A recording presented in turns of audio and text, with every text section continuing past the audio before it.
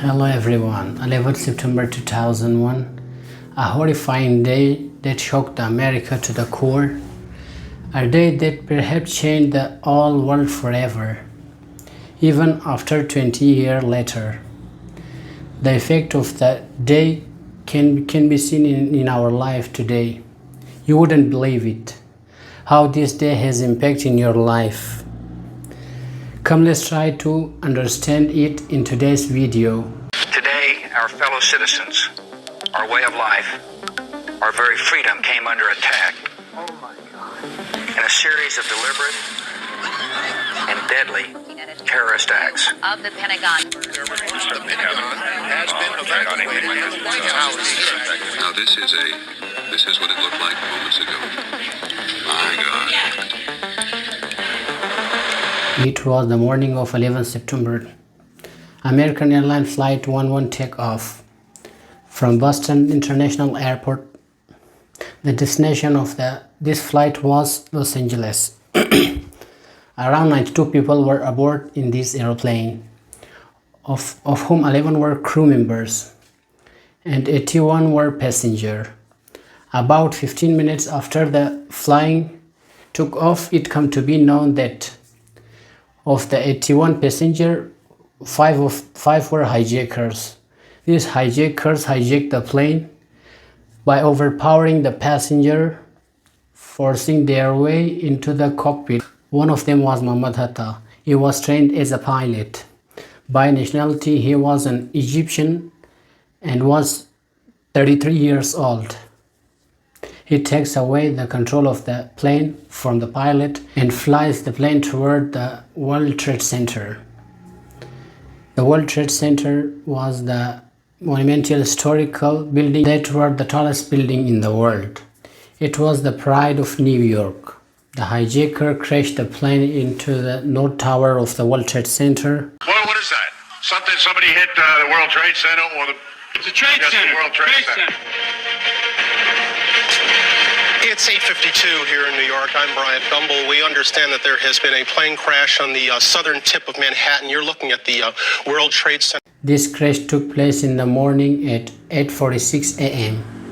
Then the President of the U.S., George Bush, was on a tour of a school in Florida. His White House Chief of Staff was informed of this crash. He tells George Bush, but Bush couldn't believe it. He says that it's unbelievable that anyone could do this. It shows that the surely pilot suffered of the heart attack maybe. That's why the plane crashed to this building. How else could it happen? Sir, it appears a small twin-engine prop plane crashed into one of the towers at the World Trade Center in New York City. Our collective response was, oh, what a horrible accident. The pilot must have had a heart attack or something. Only 15 minutes later, it comes to be known that United Airlines Flight 175 had also been hijacked by 5 hijackers, took away the control of the plane. Because only 17 minutes after the first crash, those hijackers once again turned toward the Trade Center and crashed the plane into the South Tower. The second crash into the South Tower. By this time, US President George Bush reached the school and was in the classroom with the children of second period. He was in the midst of the reading exercise named the Petcourt.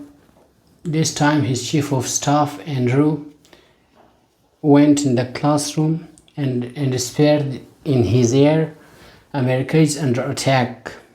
But George Bush stayed in the classroom. He continued the reading exercise and for the next 7 minutes, the exercise continued and he took photos with the children and with teachers, compliment the children. This 7 minutes was very critical because in these 7 minutes, the news spread worldwide. The two plane crashed in the World Trade Center. Later, many people criticized George Bush for this, asking why he didn't take immediate action. When it was dominant, 2 planes were hijacked. America was attacked. There were crashes in the Trade Center. He remained in the classroom in those minutes, ignoring all that is A few minutes after the second crash, the news of two more plane hijack comes in. Or was the American Flight 77. It had taken off from Washington International Airport. This flight was head to the Los Angeles and it was carrying 5 hijackers. The second flight was United Airlines Flight 93, the flight going from New Jersey to California. Apparently it had 4 hijackers. Both flights were rerouted toward Washington DC. Friends, the Washington DC is the capital of the United States of America. On the outskirts of Washington DC is the headquarters of the US Department of Defense. It's called the Pentagon. Hijacker turned Flight 77 toward the Pentagon, and Flight 77 was crashed into the Pentagon building. At this point of time, after the third crash, that entire airspace of the United States was shut down. All airplanes in the air were ordered to land at the nearest airport. The third crash into the Pentagon building took place at 9:37 a.m. Because of this, significant pattern of the Pentagon just get destroyed. At 9:59 a.m., due to the plane crash into the South Tower, the whole building had caught in fire. Because of the fire and crash, the structure of the building had weakened, and at this time the entire building collapsed. The South Tower fell. During this time, everyone was scared of the fourth hijacked plane. United Airlines Flight 93, the fourth plane, have been hijacked.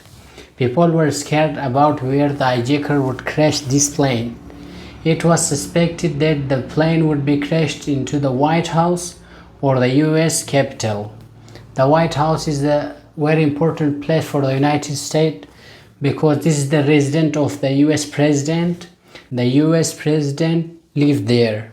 And the United States Capitol building is the legislative seat of the US federal government. Basically, you can compare Capitol Hill to your country Capitol Parliament.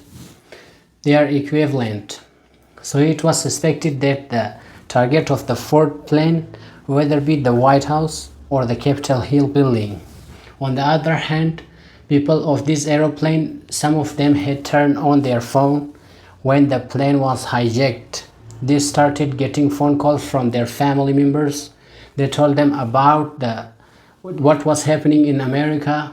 The three planes were crushed. World Trade Center was collapsed. Soon the passenger in this plane had realized that what was happening. Their plane was also hijacked. And like the other hijacked planes were crushed, soon their plane would also be crashed. They didn't have many options. They could either sit back and watch the hijacker crash the plane too, or they could be brave and fight back with hijackers. And friends, these people showed the courage to fight the hijackers. The common people sitting in the United Airlines Flight 93 started to fight back against the hijackers. There was an error in the plane. The next part of the story isn't clear about what exactly happened in the plane. There are audio records in the plane, but passenger fight back could actually reach to the cockpit or not. If they could overpower the hijacker or not, we don't know that. We know that the passenger tried to fight back, and eventually the plane crash landed in the field, in the empty field. One thing is certain, because of the bravery of the passenger, the life of many people were saved. At the 10:28 a.m., the North Tower of the World Trade Center also collapsed. By the time this horrific morning turned into the noon on America, it is revealed that total of more than 3,000 people had died across the incident, and more than 6,000 people were injured. Several were killed in the Pentagon, several were killed in the Trade Center, some are in the plane killed, and suspected that the terrorist group of Al-Qaeda were behind of this attack. Osama bin Laden. A few days after the 9/11 attack, Osama bin Laden radio statement saying that he is not responsible for it. He denies responsibility. But in 2004 US election, about 3 years after this incident, a public tape record is published by the Osama bin Laden, where he acknowledged the attack and take responsibility for it.